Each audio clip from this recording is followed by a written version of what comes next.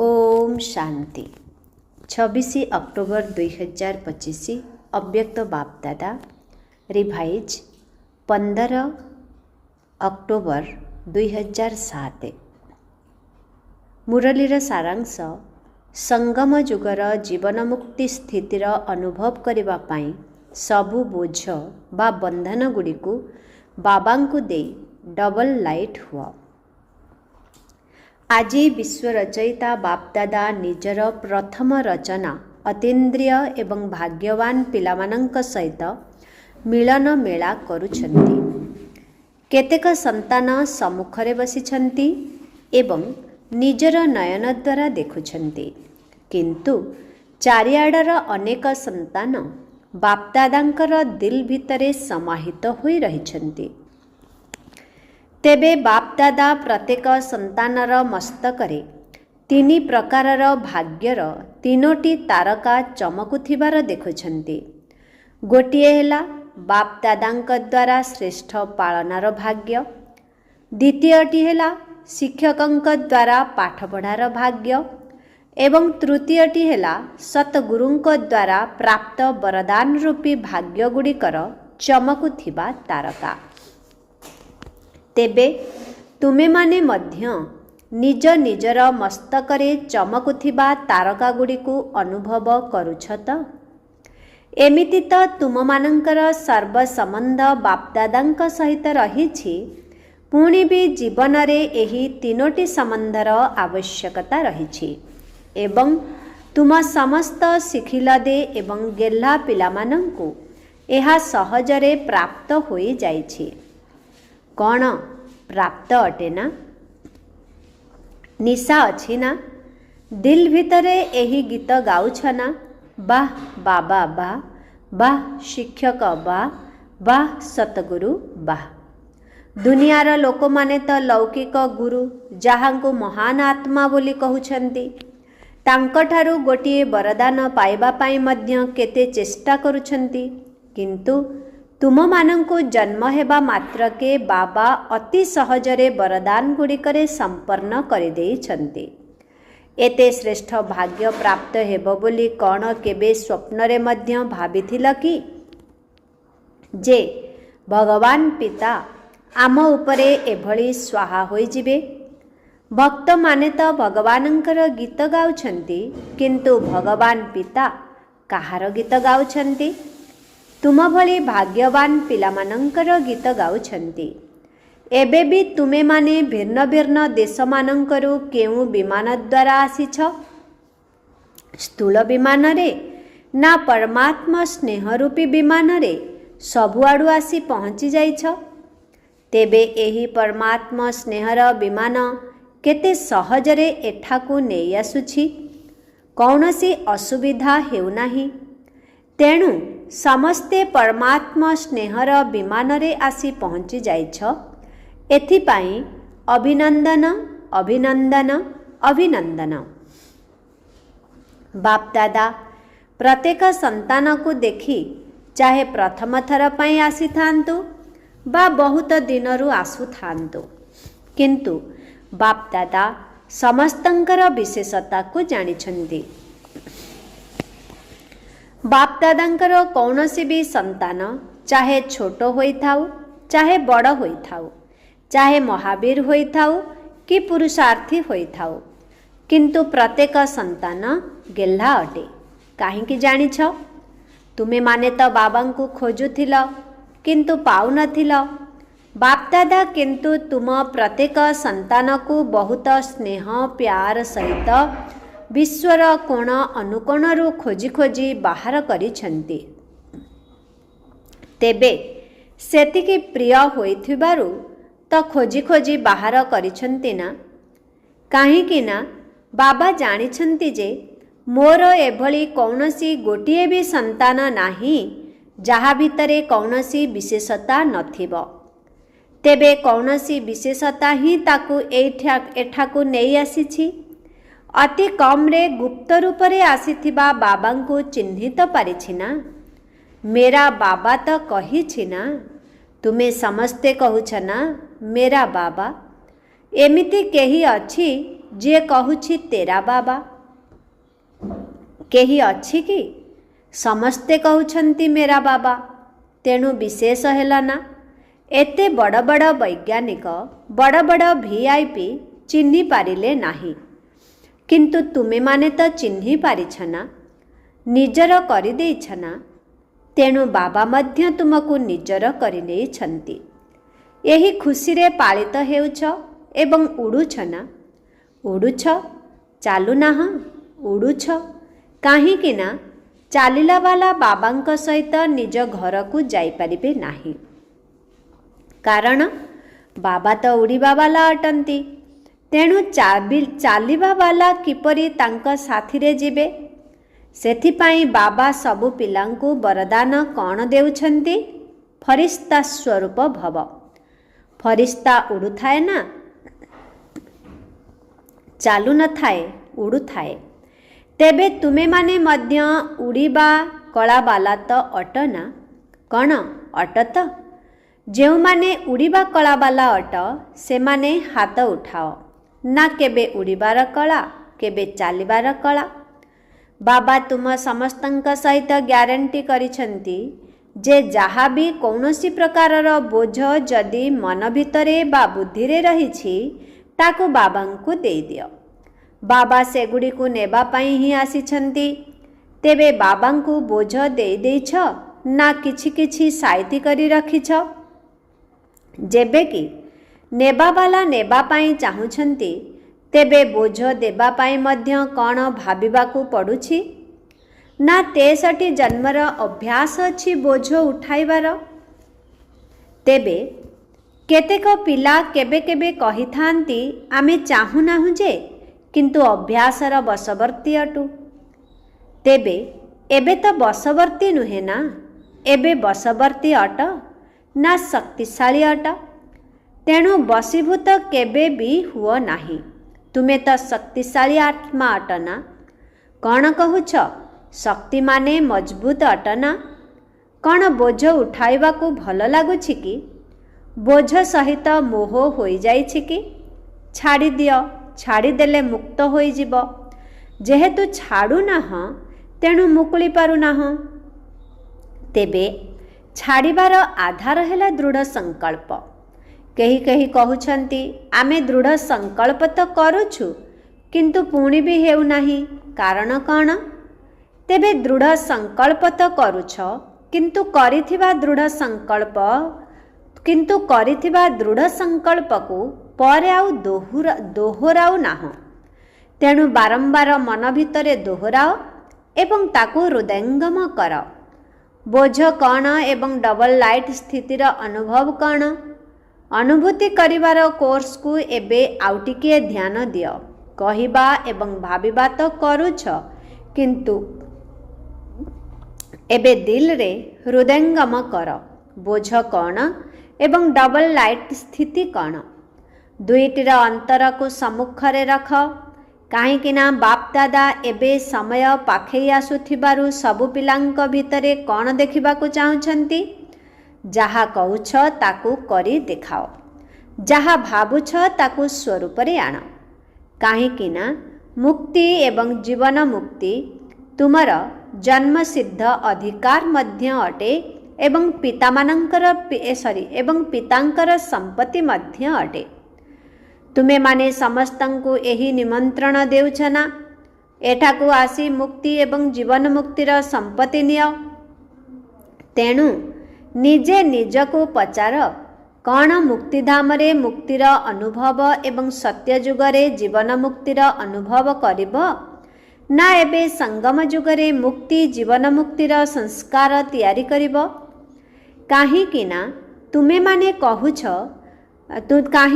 तुमे माने कहूछ ना जे आमे एबे निजर ईश्वरीय संस्कार द्वारा दैवी संसार निर्माण करुछु। निजर संस्कार द्वारा नुआ संसार तैयारी करुछु। एबे एही संगम जुगरे ही मुक्ति एवं जीवन मुक्तिर संस्कार प्रकट हेबा दरकार ना?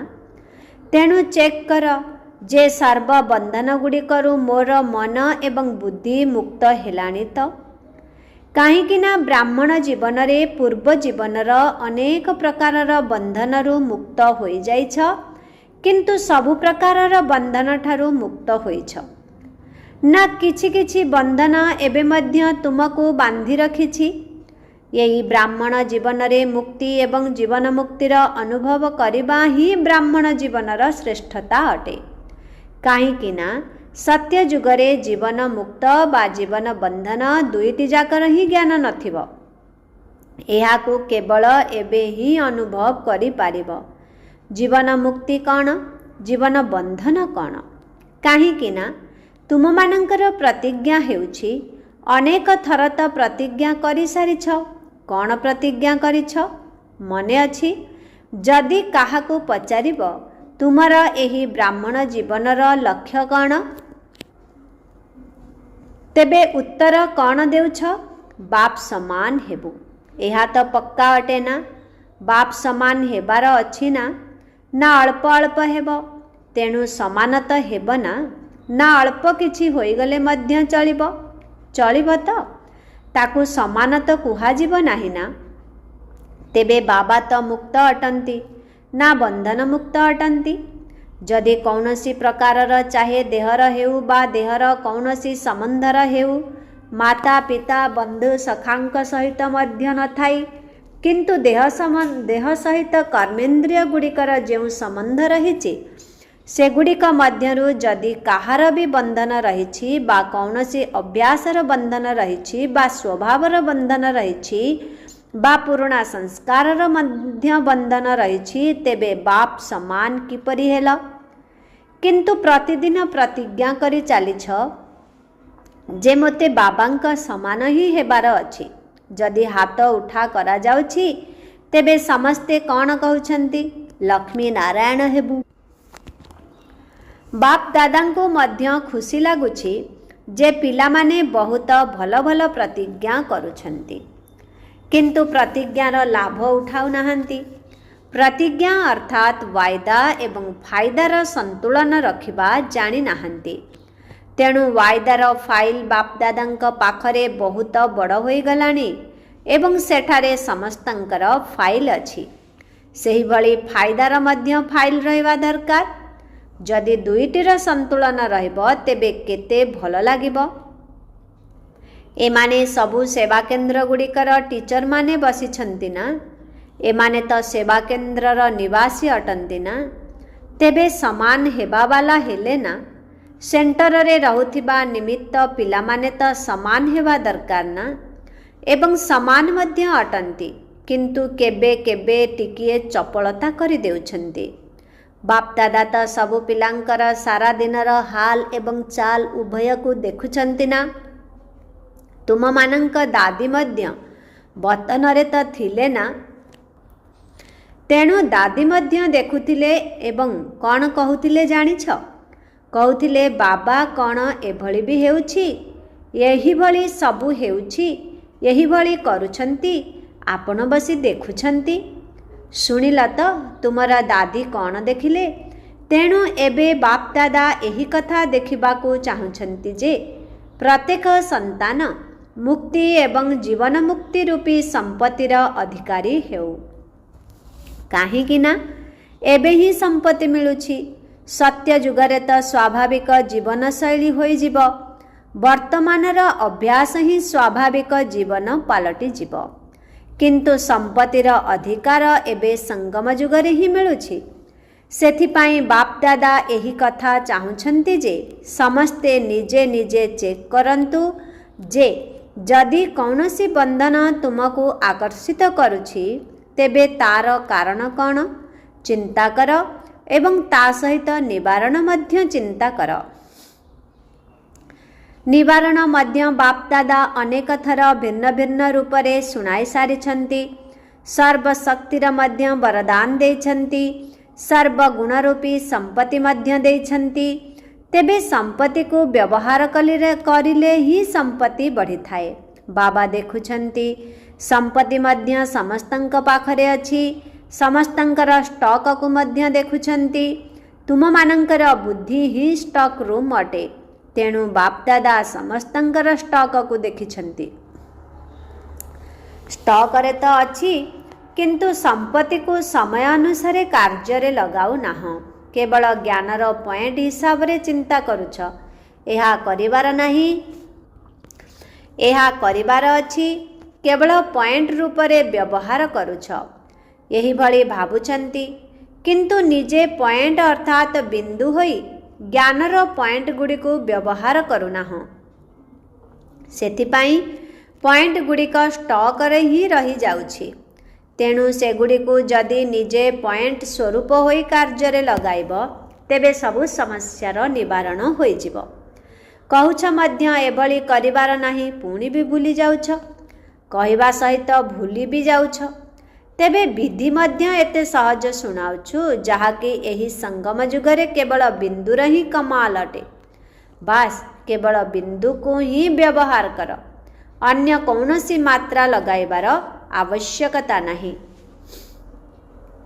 କେବଳ 3ଟି ବିନ୍ଦୁକୁ ବ୍ୟବହାର କର। ଆତ୍ମା ବିନ୍ଦୁ, ବାବା ବିନ୍ଦୁ ଏବଂ ଡ୍ରାମା ବିନ୍ଦୁ। ଯଦି ଏହି 3ଟି ବିନ୍ଦୁକୁ ବ୍ୟବହାର କରି ଚାଲିବ, ତେବେ ବାପ ସମାନ ହେବାରେ କୌଣସି ଅସୁବିଧା ହେବ ନାହିଁ। ଲଗାଇବାକୁ ଚାହୁଁଛ ବିନ୍ଦୁ, କିନ୍ତୁ ଲଗାଇବା ସମୟରେ ହାତ ହଲିଯାଉଛି, ଯାହାଦ୍ୱାରା ପ୍ରଶ୍ନବାଚକ ବା ବିସ୍ମୟବାଚକ ଚିହ୍ନ ହୋଇଯାଉଛି। ସେଠାରେ ହାତ ହଲିଯାଉଛି, ଏଠାରେ ବିନ୍ଦୁ ହଲିଯାଉଛି। ନଚେତ୍ 3ଟି ବିନ୍ଦୁକୁ ସ୍ମୃତିରେ ରଖିବା କ'ଣ ବଡ଼ କଥା? ବାପଦାଦା ତ ଆଉ ଗୋଟିଏ ସହଜ ବିଧି ମଧ୍ୟ ଶୁଣାଉଛନ୍ତି। ତାହା କ'ଣ? ଦୁଆ ଅର୍ଥାତ୍ ଆଶୀର୍ବାଦ ଦିଅ ଏବଂ ଆଶୀର୍ବାଦ ନିଅ। ଆଚ୍ଛା, ଯଦି ଶକ୍ତିଶାଳୀ ଯୋଗ କରିପାରୁନାହଁ, ଧାରଣା ମଧ୍ୟ କମ୍ ଅଛି, ଭାଷଣ କରିବା ପାଇଁ ମଧ୍ୟ ସାହସ ହେଉନାହିଁ, ତେବେ ଦୁଆ ଦିଅ ଏବଂ ଦୁଆ ନିଅ। ଏହି ଗୋଟିଏ କାମ କର। ଆଉ ସବୁ କଥା ଛାଡ଼, କେବଳ ଏହି ଗୋଟିଏ କଥା କର। ମୋତେ ଦୁଆ ନେବାର ଅଛି, ଦୁଆ ଦେବାର ଅଛି। ଯାହା ବି ହୋଇଯାଉ, ଯିଏ ଯାହା ବି ମୋତେ ଦେଉ, କିନ୍ତୁ ମୋତେ ସମସ୍ତଙ୍କୁ ଦୁଆ ଦେବାର ଅଛି ଏବଂ ନେବାର ଅଛି। ଏହି ଗୋଟିଏ କଥା ତ ପକ୍କା କର, ଏଥିରେ ସବୁ ଠିକ୍ ହୋଇଯିବ। ଯଦି ଅନ୍ୟକୁ ଦୁଆ ଦେବ ଏବଂ ସେମାନଙ୍କଠାରୁ ଦୁଆ ନେବ, ତେବେ କ'ଣ ଏହା ଦ୍ୱାରା ଗୁଣ ଏବଂ ଶକ୍ତି ଆସିପାରିବ ନାହିଁ? ଆପେ ଆପେ ଆସିଯିବ। କେବଳ ଏହି ଗୋଟିଏ ଲକ୍ଷ୍ୟ ରଖ। ଗୋଟିଏ ଦିନ ଅଭ୍ୟାସ କରି ଦେଖ, ପୁଣି 7 ଦିନ ଅଭ୍ୟାସ କରି ଦେଖ। ଯଦି ଆଉ କିଛି କଥା ବୁଦ୍ଧିକୁ ଆସୁନାହିଁ, ତେବେ ଏହି ଗୋଟିଏ କଥା ତ ଆସିପାରିବ ନା। ଯାହା ବି ହୋଇଯାଉ, ମୋତେ ଦୁଆ ଦେବାର ଅଛି ଏବଂ ନେବାର ଅଛି। ଏତିକି ତ କରିପାରିବ ନା ନାହିଁ? ବାବା କହୁଛନ୍ତି, ଏତିକି ତ କରିପାରିବ ନା ନାହିଁ? କରିପାରିବ। ଆଚ୍ଛା, ଏଠାରୁ ଗଲା ପରେ ପରୀକ୍ଷା କରି ଦେଖ। ଏହାଦ୍ୱାରା ଆପେ ଆପେ ସମସ୍ତେ ଯୋଗଯୁକ୍ତ ହୋଇଯିବ, କାରଣ ବ୍ୟର୍ଥ କମ୍ ତ କରିବ ହିଁ ନାହିଁ। ତେବେ ଯୋଗଯୁକ୍ତ ତ ହୋଇଗଲା ନା? ବାବା କହୁଛନ୍ତି, ଏହାଦ୍ୱାରା ଆପେ ଆପେ ସମସ୍ତେ ଯୋଗଯୁକ୍ତ ହୋଇଯିବ, କାରଣ ବ୍ୟର୍ଥ କର୍ମ ତ କରିବ ହିଁ ନାହିଁ। ତେବେ ଯୋଗଯୁକ୍ତ ତ ହୋଇଗଲା ନା? କିନ୍ତୁ ଲକ୍ଷ୍ୟ ରଖ, ଦୁଆ ଦେବି ଏବଂ ଦୁଆ ନେବି। ଯିଏ ଯାହା ବି ହେଉ, ଅଭିଶାପ ମଧ୍ୟ ମିଳିବ, କ୍ରୋଧ କରିବା ଭଳି କଥା ମଧ୍ୟ ଆସିବ। କାହିଁକି ନା ତୁମେ ଯଦି ପ୍ରତିଜ୍ଞା କରିବ, ତେବେ ମାୟା ମଧ୍ୟ ଶୁଣୁଛି ନା। ତୁମେ ଯଦି ପ୍ରତିଜ୍ଞା କରିଲ, ତେବେ ସେ ମଧ୍ୟ ତାର କାମ କରିବ ନା। ତୁମେ ଯେତେବେଳେ ମାୟାଜିତ ହୋଇଯିବ, ସେତେବେଳେ ଆଉ ମାୟା ଆସିବ ନାହିଁ। ଏବେ ତ ତୁମେମାନେ ମାୟାଜିତ ହେବାର ପୁରୁଷାର୍ଥ କରୁଛ ନା? ଏବେ ତୁମେମାନେ ମାୟାଜିତ ହେବାର ପୁରୁଷାର୍ଥ କରୁଛ ନା? ତେଣୁ ସେ ମଧ୍ୟ ତାର କାମ କରିବ। କିନ୍ତୁ ମୋତେ ଦୁଆ ଦେବାର ଅଛି ଏବଂ ନେବାର ଅଛି। କ'ଣ ହୋଇପାରିବ ତ? ତୁମେମାନେ କହୁଛ ହୋଇପାରିବ। ଯେଉଁମାନେ କହୁଛ ହୋଇପାରିବ, ସେମାନେ ହାତ ଉଠାଅ। ଆଚ୍ଛା, ଶକ୍ତିମାନେ ହାତ ଉଠାଅ। କ'ଣ ହୋଇପାରିବ ତ? ସବୁଆଡ଼ୁ ଟିଚରମାନେ ଆସିଛନ୍ତି ନା? ତେଣୁ ତୁମେମାନେ ଯେତେବେଳେ ନିଜ ନିଜ ଦେଶକୁ ଯିବ, ତେବେ ପ୍ରଥମେ ସମସ୍ତଙ୍କୁ ଗୋଟିଏ ସପ୍ତାହ ପର୍ଯ୍ୟନ୍ତ ଏହି ହୋମୱାର୍କ କରିବ ଏବଂ ଫଳାଫଳ ଲେଖି ପଠାଇବ। ତୁମର କ୍ଲାସର ବିଦ୍ୟାର୍ଥୀଙ୍କ ସଂଖ୍ୟା କେତେ? ସେଥିରୁ କେତେଜଣ ଓକେ ହେଲେ, କେତେଜଣ ଅଳ୍ପ ଅଳ୍ପ ହେଲେ, आउ केते जण पक्का हेले यही भली समाचार देव। एते जण ओके अछंती आउ एते जनकर ओके हेबारे टिकिए कमी अछि। यही पाली रे जेहेतु डबल विदेशी माने आसीछंती तेणु से माने डबल काम करिवे ना। प्रथमे गोटिए सप्ताहर फलाफल पठाओ तापरे बापदादा देखिबे। तेबे एहा तो सहज अटे ना, कष्टकर तो नुहे ना। माया मध्य आसीबो। तुमे कहब बाबा मोर तो एभली संकल्प पूर्वरु केबे आसु नथिला, एबे काहेके आसुछि? एभली मध्य हेबो, किंतु दृढ़ निश्चय वाला आत्मार विजय सुनिश्चित अटे। कारण दृढ़तार फल सफलता अटे। सफलता न हेबार कारण हेला दृढ़तार कमी। तेणु दृढ़ता आधार रे सफलता प्राप्त करबाकू ही पड़िबो। तेबे सेवा जेपरी उमंग उत्साहर सहित करुछ सेहीपरि निजर मध्य सेवा कर। स्वसेवा एवं विश्व सेवा। स्वसेवा अर्थात निजकू चेक करिबा एवं निजकू बाप समान करिबा। जदि कौनसी भी कमी कमजोरी अछि तेबे बाबांकू दे दियो ना। काहींकि जाबुड़ी धरिछ? ए सबु बाबांकू भल लागू नाही। दोष दुर्बलता गुड़िकू काहींकि पाखरे रखुछ? देई दियो। देबा समय रे छोट पिला होई जाओ। जेपरी छोट पिला कौनसी जिनिस को जदि संभाली न पारिबो बा कौनसी जिनिस तार पसंद न थाए तेबे से कौन करे? कहब मम्मी पापा एहाकू तुमे नहीं जाओ। सेहीपरि कौनसी प्रकारर बोझ बा बंधन जहाँकि तुमको भल लागू नाही। काहींकि ना बाप दादा देखुछंती। गोटिए पटे ए कथा भाबुछ जे एहा तो भल कथा नुहे, ठीक कथा नुहे, पुणी किंतु कौन करिबी, किपरि करिबी? तेबे एहा तो भल नुहे ना। गोटिए पटे कहुछ एहा भल नुहे, आउ गोटिए पटे ताकू साइती रखुछ। तेबे एहाकू कौन कुहाजिब? कौन भल कहिबा? एहा तो भल कथा नुहे ना। तेबे तुमको कौन हेबार अछि? भलरु भल हेबाकू चाहुछ ना। केवल भल भी नुहे, भलरु भल। तेणु एभली जदि कौनसी द्वंद्व रहुछि तेबे बाबा तो सर्वदा साथी रे अछंती। तांकू देई दियो। पुणी भी जदि ताहा फेरी आसीबो तेबे ताकू अमानत अर्थात अन्यर जिनिस भाबी पुणी देई दियो। कारण अमानत रे खयानत अर्थात अन्यर जिनिस को निर्ज कार्य रे लगांती नाही। काहींकि ना तुमे तो देई देइछ ना। तेणु ताहा तो बाबांकर जिनिस होई गला ना। बाबांकर जिनिस हेउ बा अन्य कहार जिनिस हेउ, जदि भूल रे तुम पाखकू आसीगला तेबे कौन ताकू आलमारी रे रखिदेब? कौन रखिदेब? बाहर करदेब ना। जेमिति हेउ ताकू बाहर करदेब ना। केबे भी रखिब नाही। तेबे एगुड़ी को काहींकि रखिछ? देई दियो। बाबा तो नेबा पाई ही आसीछंती। आउ तो किछि तुम पाखरे नाही जहा भी देई पारिबो, किंतु एगुड़ी को तो देई पारिबो ना। एहा तो अरख फूल भली अटे ना। ताकू देई दियो। कौन साइती रखिबाकू भल लागुछि कि? अच्छा, चारिआडर समस्त बाप दादांकर दिल पसंद पिला मानंकू बाबा तो दिलाराम अटंती ना। तेणु दिलारामकर दिल पसंद पिला मानंकू स्नेहर अनुभवर लहड़ी रे सदा सर्वदा खेलुथिबा पिला मानंकू एकमात्र बाबा द्वितीय केही नुहे, स्वप्न रे मध्य अन्य केही नुहे। यही भली बाप दादांकर अति प्रिय एवं देहभान ठारू अति नियारा शिखिल दे पद्म गुणा भाग्यशाली पिला मानंकू दिलर सहित स्नेह संपन्न शुभेच्छा एवं पद्म पद्म गुणा आशीर्वाद स्वीकार हेउ। एहा सहित बालक तथा मालिक पिलामानंकू बाप दादांकर नमस्ते। ऐसे मीठे प्यारे बाप दादा को हम बच्चों की बहुत बहुत याद प्यार गुड मॉर्निंग। बाप को नमस्ते, टीचर को नमस्ते, सदगुरु को नमस्ते, धर्मराज को नमस्ते, सर्व संबंधों में नमस्ते नमस्ते नमस्ते। शुक्रिया बाबा, शुक्रिया। ओम शांति। आजर वरदान। ଈଶ୍ୱରୀୟ ମର୍ୟାଦା ଆଧାରରେ ବିଶ୍ୱ ସମ୍ମୁଖରେ ଉଦାହରଣ ମୂରତ ହେଉଥିବା ସହଜ ଯୋଗୀ ଭବ। ବିଶ୍ୱ ସମ୍ମୁଖରେ ଉଦାହରଣ ହେବା ପାଇଁ ଅମୃତ ବେଳାଠାରୁ ରାତ୍ରି ପର୍ଯ୍ୟନ୍ତ ଯାହା ସବୁ ଈଶ୍ୱରୀୟ ମର୍ୟାଦା ଗୁଡ଼ିକ ରହିଛି ସେହି ଅନୁସାରେ ଚାଲୁଥାଅ। ବିଶେଷ କରି ଅମୃତ ବେଳାର ମହତ୍ତ୍ୱକୁ ଜାଣି ସେହି ସମୟରେ ଯଦି ନିଜର ସ୍ଥିତିକୁ ଶକ୍ତିଶାଳୀ କରିଦେବ ତେବେ ସାରା ଦିନର ଜୀବନ ମହାନ ହୋଇଯିବ।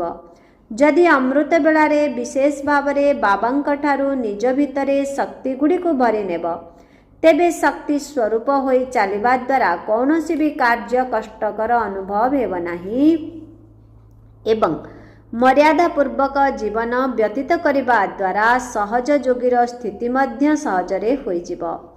ତାପରେ ବିଶ୍ୱ ତୁମର ଜୀବନକୁ ଦେଖି ନିଜର ଜୀବନ ତିଆରି କରିବ। ଆଜିର ସ୍ଲୋଗନ, ନିଜର ଚାଲିଚଳନ ଏବଂ ଚେହେରା ଦ୍ୱାରା ପବିତ୍ରତା ରୂପୀ ଶ୍ରେଷ୍ଠତାର ଅନୁଭବ କରାଅ। ଓମ୍ ଶାନ୍ତି। ଅବ୍ୟକ୍ତ ଇଶାରା, ନିଜ ପ୍ରତି ଏବଂ ସମସ୍ତଙ୍କ ପ୍ରତି ନିଜର ସଂକଳ୍ପ ଦ୍ୱାରା ଯୋଗର ଶକ୍ତି ଗୁଡ଼ିକୁ ପ୍ରୟୋଗ କର। ପ୍ରୟୋଗୀ ଆତ୍ମା ସର୍ବଦା ନିଜର ସଂସ୍କାର ଗୁଡ଼ିକ ଉପରେ, ପ୍ରକୃତି ଦ୍ୱାରା ଆସୁଥିବା ପରିସ୍ଥିତି ଗୁଡ଼ିକ ଉପରେ ଏବଂ ସର୍ବ ବିକାର ଉପରେ ବିଜୟୀ ହୋଇଥିବ। ଯୋଗୀ ବା ପ୍ରୟୋଗୀ ଆତ୍ମା ସମ୍ମୁଖରେ ଏହି 5 ବିକାର ରୂପୀ ସାପ ଗୁଡ଼ିକ ଗଳାର ମାଳା ଅଥବା ଖୁସିର ନୃତ୍ୟ କରିବାର ମଞ୍ଚ ପାଲଟି ଯିବେ।